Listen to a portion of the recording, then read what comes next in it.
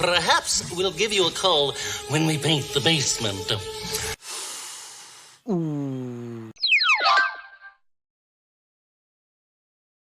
This review has been made possible by Norbert, thanks to his awesome support on Ko-fi. If you want to be like Norbert and order a request for me to review an animated feature, short film, TV special, or a single episode of a cartoon of your choice, please check out my brand new commission option. At the time of this writing, there are a limited amount of slots open, so reserve yours today.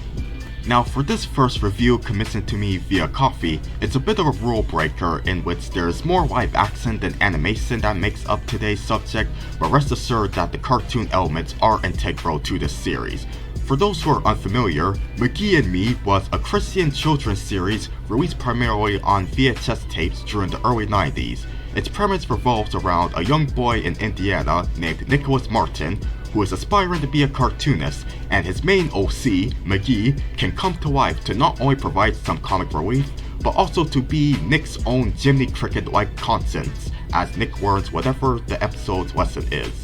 While there were a few Christian kids shows I remember watching as a kid, McGee and Me was one of two Christian series, the other being Little Dogs on the Prairie, that I had no idea existed until a viewing of Startoons' rare logo inspired me to browse through their filmography. But it was really thanks to Norbert how I got myself more acquainted with both McGee and Me and Little Dogs on the Prairie.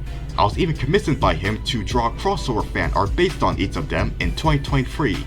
Now, one episode of McGee and Me that Norbert believed I would appreciate a lot as a cartoonist myself is the one I'll be reviewing for him today, Back to the Drawing Board. If I remember correctly, it was the first full episode of the series that I watched, and without getting into too much details on my opinion so soon, I thought it was an existential crisis story that every artist and cartoonist should hear. My appreciation for this episode only grew upon rewatching it. Now let's waste no more time and head straight to the review. It's winter, and there is a new kid who arrives in Nick's class named Todd. This doesn't seem like an issue at first, until he notices that Todd has a sketchbook too.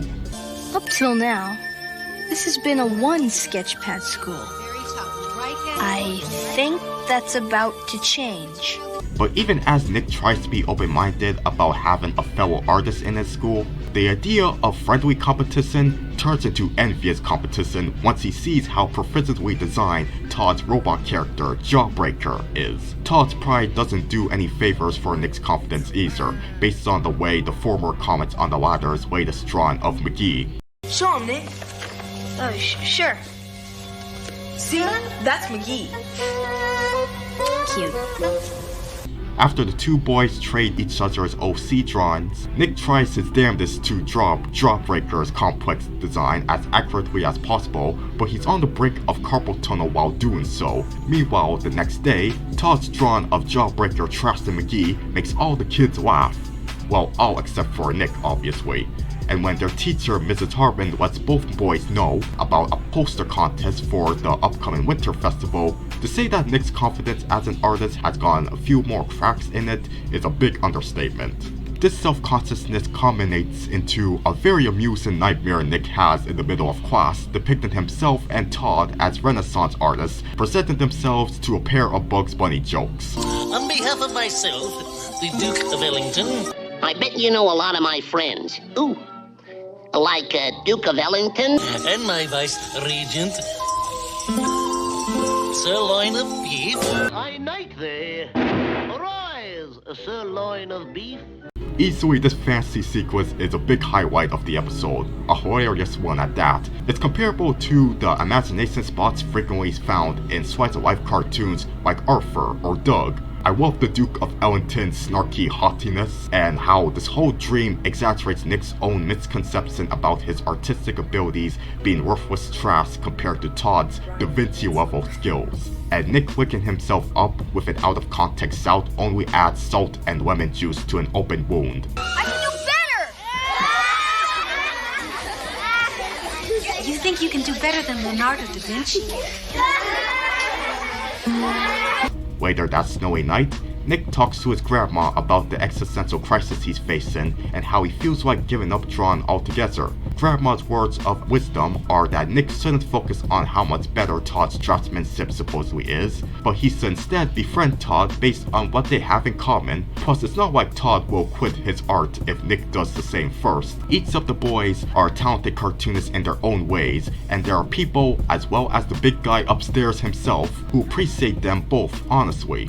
So after that pep talk, Nick's thoughts of envious competition reverts to the friendly kind as his motivation rejuvenates, so he can do his best at designing his entry for the contest. Also, the friendliness between Nick and Todd gets a kickstart as they compliment each other's posters, while also opening up about how they both still have a lot to learn as great artists. Yes, at some point off screen, Todd learned to be more humble and less prideful, but here's the twist to the story.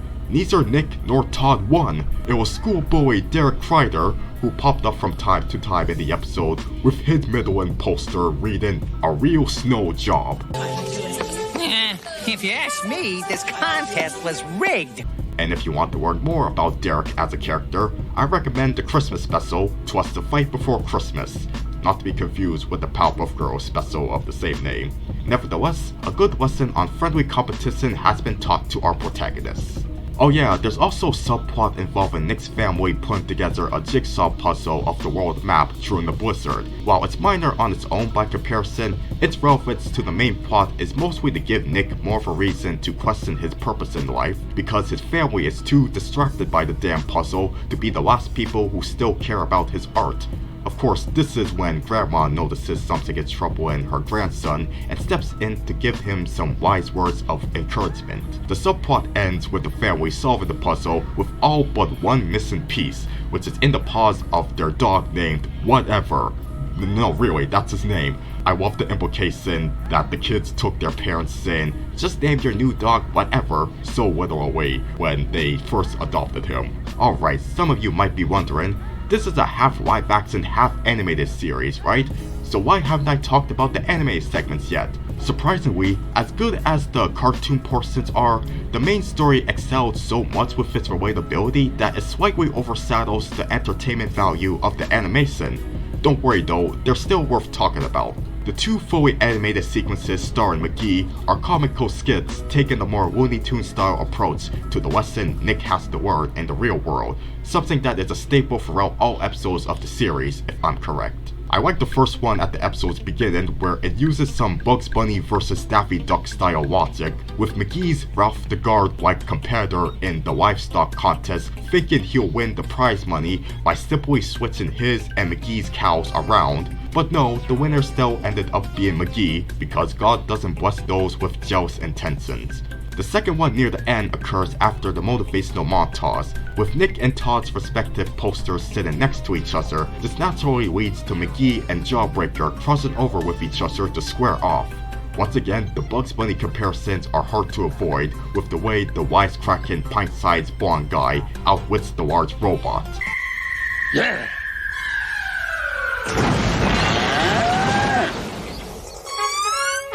Now that's what I call a touchdown. Overall, what series co-creator Ken C. Johnson and Mike Jones Productions did on the animation side of things is nothing spectacular, but it's charming on the level that's about on par with the 90s Warner Bros. Animation series like Tiny Toons and Animaniacs, as well as some of the stuff that Nelvana over here in Canada was doing at the time. Speaking of Ken C. Johnson, one more thing about the anime portion I'd love to bring up is the voice acting, all done by Ken himself. I recall Norbert bringing up how it's a shame Ken didn't become a more prominent voice actor, and I agree. Seriously, his vocal range is comparable to contemporary Looney Tunes voice actors like Jeff Berkman, Joel Lasky, Billy West, and Eric Balza. He sounds that good. I got good and I don't care. An interesting statement, perhaps, but a little too post-neo-modern for my taste. What does that mean? I was hoping you could tell me. Finally, I'm going to share how I connected with Back to the Drawing Board story of existential crisis and learning self-love. As I mentioned earlier, my appreciation for this episode only grew after rewatching it closely for this review. Of course, as you may know, I'm a cartoon artist myself, just like Nick, and I make thousands of people amused by my work. But while I do have tons of self-love for my standard drawn style, there are moments in my head where I'm thinking, yes, I know I'll continue to improve on myself for as long as I live, but are my skills good enough to be considered professional level right now?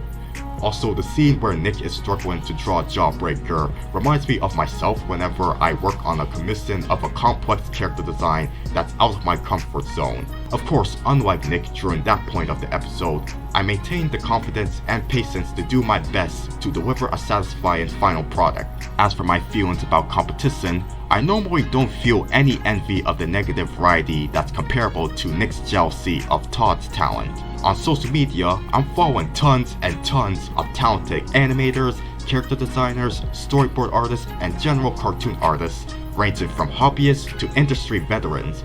Naming specific people may not be necessary, but some of them happen to be following me back because they like the individuality I possess in myself. Also, I cannot recall any of them approaching me and my work with the same prideful arrogance Todd had earlier in the episode. What I'm getting at is that I predominantly experience friendly competition throughout my life as an animation artist, which is something that is encouraged if you're working professionally. To validate the importance of such friendly competition, I'll bring up a recent book I bought, 52 Tips for Animators by Alain Seclin, one of my professional animation mutuals whom I talked about in a previous video.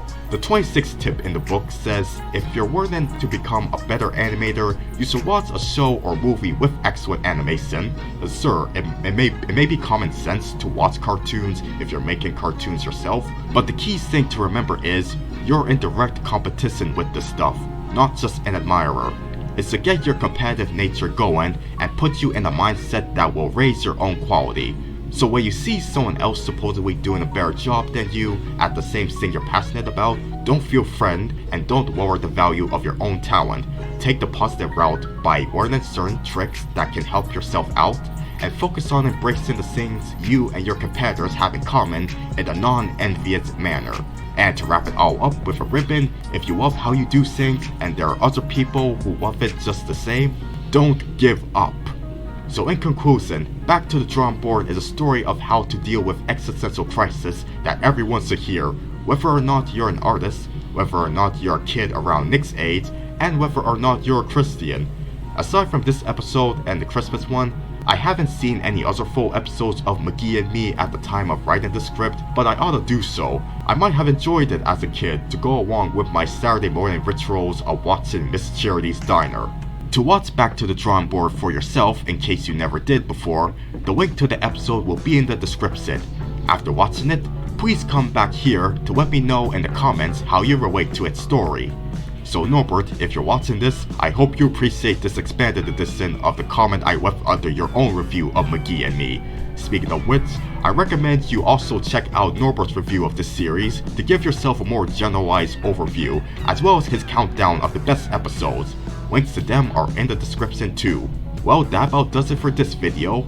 Please remember to like this review if you enjoyed it, subscribe for more content like this, and to help me reach my 10,000 subscriber goal, hit the bell so you won't miss them, and leave a star emoji in the comments to confirm that you watched this video until the very end. Thanks for watching and take care.